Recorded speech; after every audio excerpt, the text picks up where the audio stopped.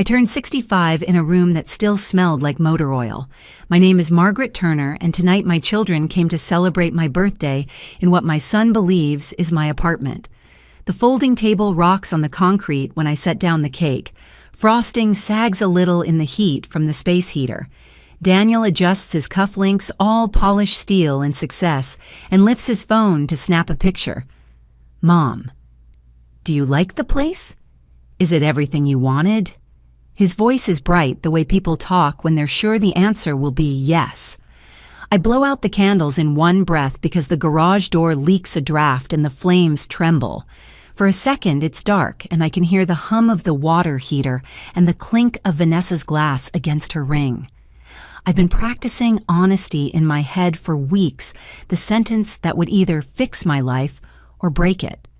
The lights come back, and Daniel's face is hopeful in that expensive way, like hope itself costs money. Sweetheart, I say, cutting the first slice, I don't live in an apartment.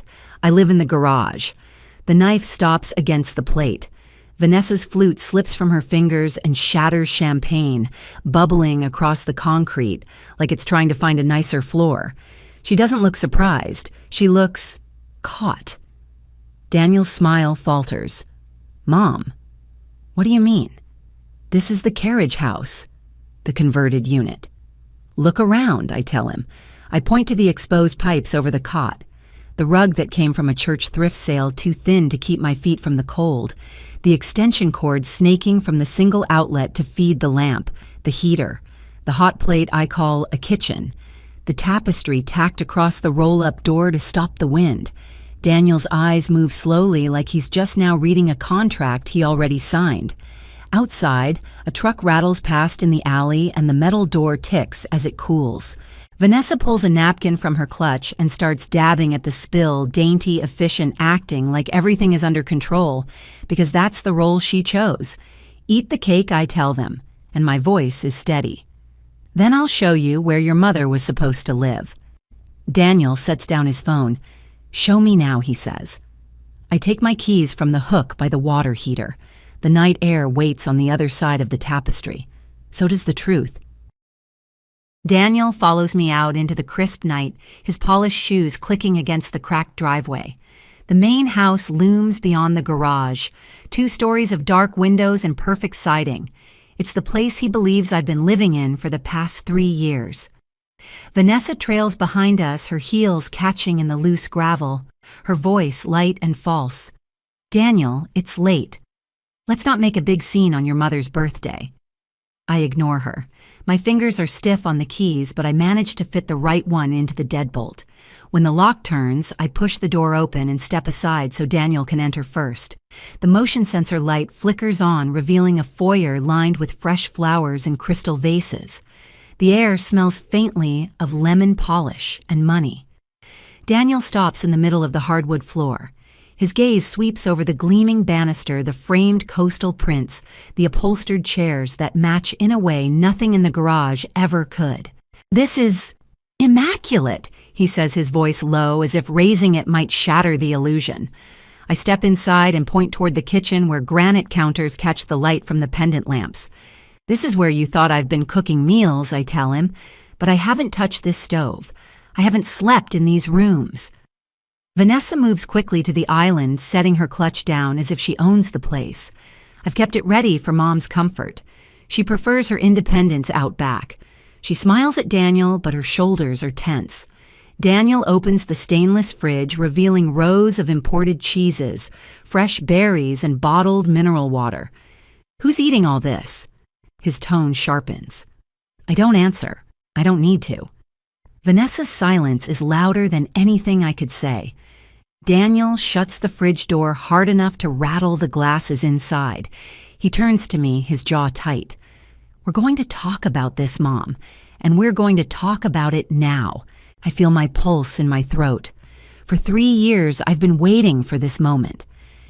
Daniel sits at the kitchen island, his hands clasped so tightly that his knuckles pale. I stand across from him, the marble cool under my palms. Vanessa lingers near the doorway, her arms folded, gaze fixed somewhere over my shoulder like she's calculating the fastest way out. "You need to understand how this happened," Daniel says to me. "I thought you were in here safe, warm. I bought this house for you." I draw a slow breath. "I know you did, and I thought if I said anything different, it would sound ungrateful." The memory rises like a tide I can't stop.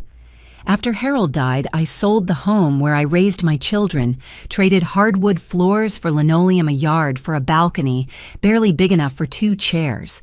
I told myself it was temporary just until Daniel finished school. He'd earned a scholarship, but tuition and books still bled my savings. Vanessa was 16, old enough to see what we'd lost, but too young to understand why. She never forgave me for giving up the house. Her resentment took root then, and it grew in quiet places I couldn't reach. When Daniel graduated summa cum laude, proud and ready to take on the world, he promised to take care of me. And he tried, but he was busy building a career in finance, and Vanessa, she made herself indispensable. She offered to handle the details of family care, to be the bridge between us. It was Vanessa who drove me here, who unlocked the garage door and called it a carriage apartment. She walked me through in 10 minutes, praising the exposed brick and low-maintenance space. She told me you were thrilled to give me this gift, that you wanted me comfortable but independent. I believed her, I say now, my voice low but steady. I thought you'd chosen this for me. Daniel's face tightens. And all that time, she was living here. Vanessa shifts her weight but says nothing. The truth is already circling the room like a hawk waiting to drop.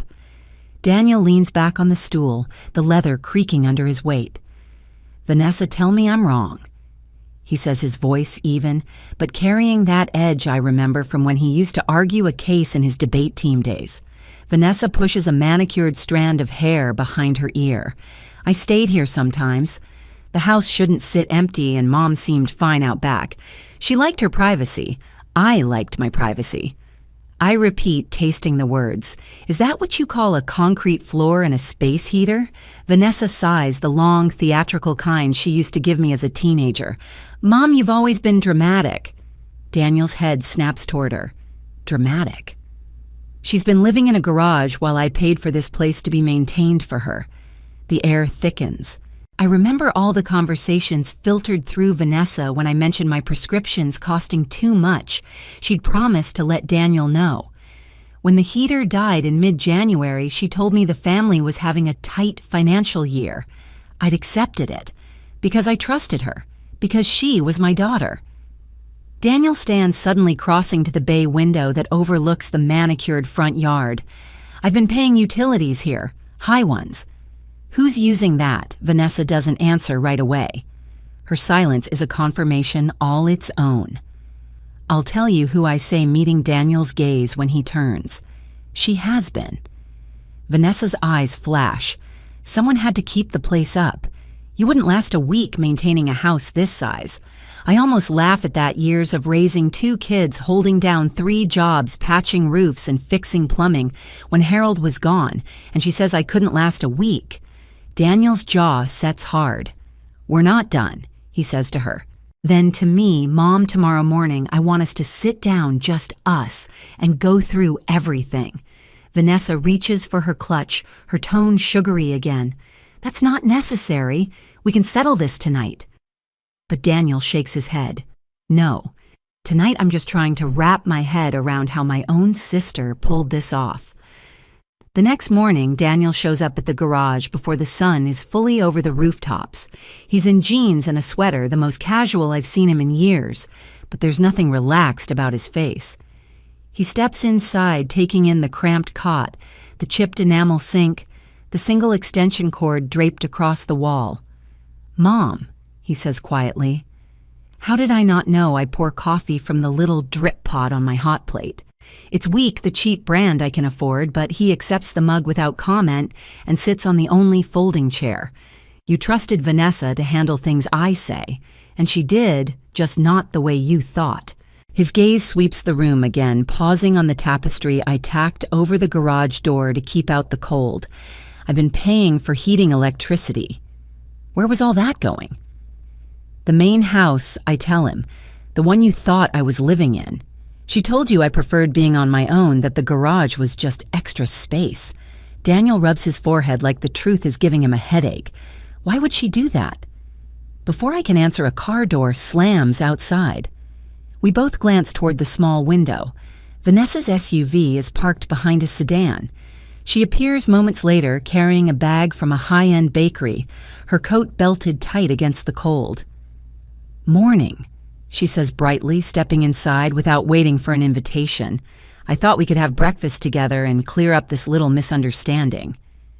Daniel's eyes narrow. "Sit down, Vanessa."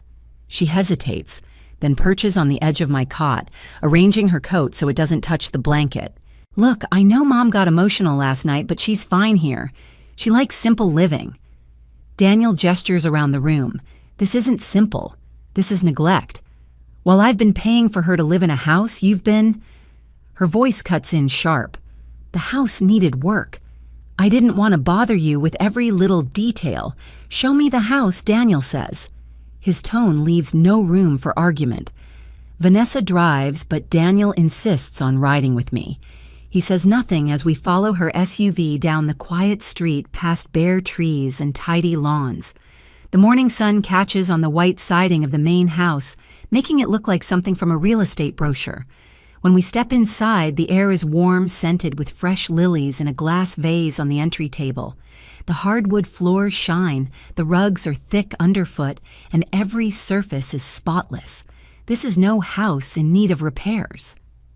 Daniel walks through, slowly, his hand trailing along the banister. In the living room, leather sofas face a stone fireplace laid with fresh logs. The kitchen gleams granite counters, double ovens, a refrigerator stocked with fresh fruit and imported cheese. "This is where you thought I was living," I say, watching his face. He opens the fridge door, studies the shelves. "Who's eating all this?" Vanessa shrugs, lingering by the island. "When I stayed here, I kept it stocked. Someone has to make sure it's ready if Mom ever wants to move in." "Stayed here," Daniel repeats. "You've been living here, Vanessa." Her chin lifts. "Sometimes, when Marcus and I were having problems." Daniel shuts the fridge door with a dull thud. "I bought this house for Mom. I've been paying to maintain it for her." Vanessa's eyes harden. She's fine where she is. She doesn't need all this space. The words hit harder than she knows. For years, I've been told to accept less comfort, less help, less dignity, because needing more would make me a burden. Daniel looks at me, then back at her. "You've been lying to both of us." Her lips press into a thin line. "I've been protecting you, Daniel. Mom is always in crisis mode. Doctor visits, bills, something breaking. I took that on so you could focus on your work." Daniel steps closer, his voice low. "Protecting me doesn't mean stealing from Mom. And it ends today." The confrontation in the kitchen leaves the air brittle. Vanessa clings to the counter's edge, her nails tapping against the granite, but her gaze keeps sliding toward the door. Before she can retreat, a firm knock sounds. Daniel moves to answer it, and a woman in a navy coat steps inside, holding a slim leather folder. "I'm Rachel Miller," she says, offering me her card. "Private investigator. I was hired by Marcus Turner." Vanessa stiffens. "My ex-husband has no business," Rachel continues, unfazed. "He's filing for divorce, and he believes you've been hiding assets. In the process of investigating, I found something Mrs. Turner," she nods at me, "needs to know." She opens the folder, laying out bank statements on the counter. "This account is in your name with Ms. Vanessa Turner as a secondary holder. Nearly $40,000 untouched. Funds came from Social Security overpayments, Medicare reimbursements, and a life insurance policy you were never informed about." My breath catches. Life insurance. "My husband's policy was paid out years ago. This was a separate retirement benefit. The company lost your file in a merger. When they finally processed it, the checks went to this account opened by someone claiming to be your representative." Daniel's jaw tightens. "She's been siphoning money meant for Mom." Rachel nods. "But she hasn't spent it. She's been saving it, likely to support a claim that she's been responsibly managing your affairs. Combined with certain documents, we found notes about your supposed decline elder care facility brochures. It appears she was preparing to file for guardianship." The words hit like cold water. My mind races back to every time I'd called Vanessa for help with bills or appointments, every time she'd stepped in and taken over. "You were building a case," I say to her, my voice trembling, "to take away my independence." Vanessa's eyes flash with something that isn't quite denial. "I was making sure you'd be safe." Daniel's voice is quiet, dangerous. "Safe from what?" "From living in the house I bought for you." Daniel's question hangs in the air, heavy enough to make the silence stretch. Vanessa crosses her arms, but I can see the tremor in her fingers. "You've never understood what it's like," she says. "Mom has always needed managing. I was trying to keep things from spiraling." Spiraling, Daniel's voice rises, but it's not a shout. It's sharper, more dangerous. "You kept her in a garage. You intercepted her mail. You told me she was fine while you lived in her house and hoarded money meant for her care." Rachel quietly collects her documents, but her eyes flick between us. "There's more," she says. "If you want to pursue charges, we have enough evidence for financial elder abuse, identity theft, and fraud." I feel the room tilt.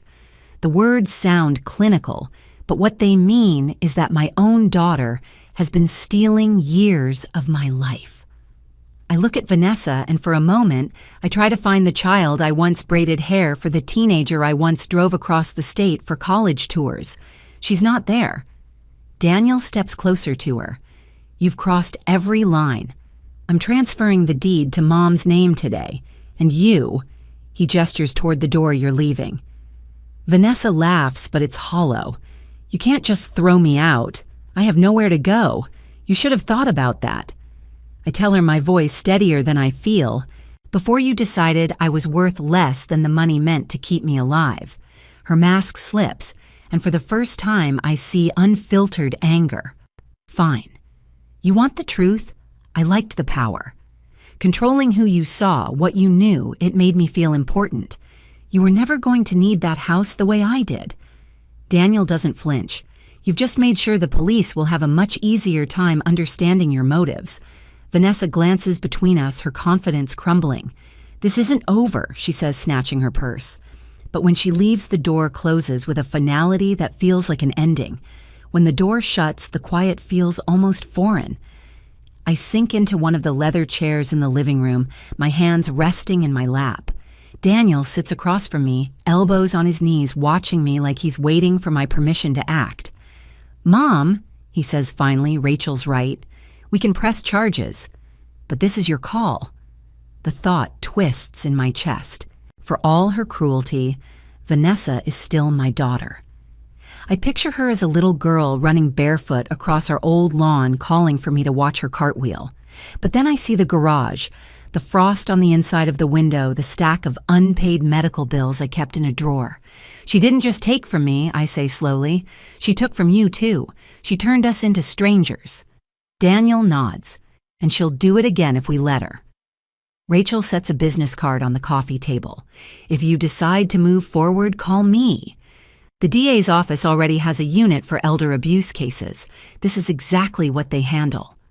I pick up the card, running my thumb over the raised letters. It feels like a door I can choose to open or close. For years, I convinced myself keeping peace in the family was worth any personal cost. Now I realize peace without justice is just another prison. I'll do it, I say. All of it. Charges, restitution, whatever it takes to make sure she can't do this to anyone else. Daniel exhales like he's been holding his breath for a long time. "I'll call the attorney. We'll get everything started today." I meet his eyes. "Thank you. Not just for the house, for believing me." His voice softens. "I should have believed you sooner." Somewhere outside, a car passes tires crunching over the gravel. For the first time in years, I don't feel like the sound is a reminder of what's out of reach. It's just the sound of the world going on and me still in it, finally free to decide what comes next. 6 months later, the garden in the front yard is in bloom. Roses climb the trellis by the porch, and the scent of lavender drifts in through the open kitchen windows. I stand at the counter slicing strawberries for a pie and think about how different this house feels now that it's truly mine. The legal process moved faster than I expected. Vanessa's guilty plea spared us a trial, but the sentencing hearing was still a reckoning. The judge's words were measured but unflinching: financial elder abuse, identity theft, fraud. 3 years in prison restitution, not only to me but to 2 other elderly people Rachel discovered she'd targeted. I'd gone to the hearing not out of spite, but because I needed to see it through. Vanessa looked smaller in the orange jumpsuit, her hair pulled back, her eyes darting around the courtroom. When our eyes met, I couldn't tell if what I saw there was regret or just anger at being caught. After the sentencing, Daniel took a short leave from his firm. He came by almost every day sometimes to help me tackle the endless list of updates: new doctors, new bank accounts, security systems, and sometimes just to sit on the porch with coffee. We spoke more in those weeks than we had in the last decade. It wasn't all easy. There were mornings I'd wake up expecting the cold air from the garage door to seep in, only to find sunlight streaming across the hardwood floor. I'd catch myself feeling guilty for buying good coffee or fresh flowers, as if comfort were still a luxury I hadn't earned. But slowly the guilt gave way to something sturdier. I joined a community garden group. I started attending a book club at the library. The neighbors learned my name. The house began to feel less like a stage set and more like the center of my life. On the counter, the pie crust waits. I arrange the berries in neat circles, thinking how far I've come from a single hot plate in a garage. The oven dings, and I open the door to a rush of warm air that smells like home. Late one Saturday morning, the doorbell rings. I wipe my hands on a dish towel and open the door to find a young woman holding a toddler in a puffy jacket. "Mrs. Turner, I'm Emily Harris, Marcus's sister. This is Lily, your granddaughter." The little girl peers up at me with solemn hazel eyes, clutching a stuffed rabbit. My throat tightens. "May I?" Emily smiles and carefully lifts her into my arms. Lily studies my face, then rests her small hand against my cheek, like she's memorizing the texture. Emily explains that Marcus has full custody, now that he wants Lily to know her grandmother despite everything. She hands me an envelope. Inside is a letter in Marcus's careful handwriting. He never knew the extent of what Vanessa was doing, and he wants Lily to grow up knowing family who will treat her with kindness and respect. After they leave, I sit in the living room, the letter in my lap. Through the window, the garden glows in the winter sun. For the first time, I think about legacy, not the kind measured in property deeds or bank accounts, but the kind carried in how we treat each other. I have a chance to break the pattern that shaped Vanessa to give Lily, and the grandchild, Daniel's wife, is expecting a different example. That evening, Daniel and his wife Claire come for dinner. We talk about baby names, paint colors for the nursery, and laugh until the candles burn low. When the conversation lulls, I tell them about Lily's visit. Daniel reaches for my hand. "2 grandchildren," he says softly. "You're going to be busy." I smile, feeling something I haven't in years full. Not just in the rooms of this house, but in the space I carry inside myself. Later, after they've gone, I walk through each room, turning off lights. In my bedroom, I pause at a framed photo of me holding Daniel as a newborn. I see not just the sacrifices ahead, but the strength I carried even then. It took me 65 years to learn I was worth fighting for, but I learned in time, and now the fight is mine to win.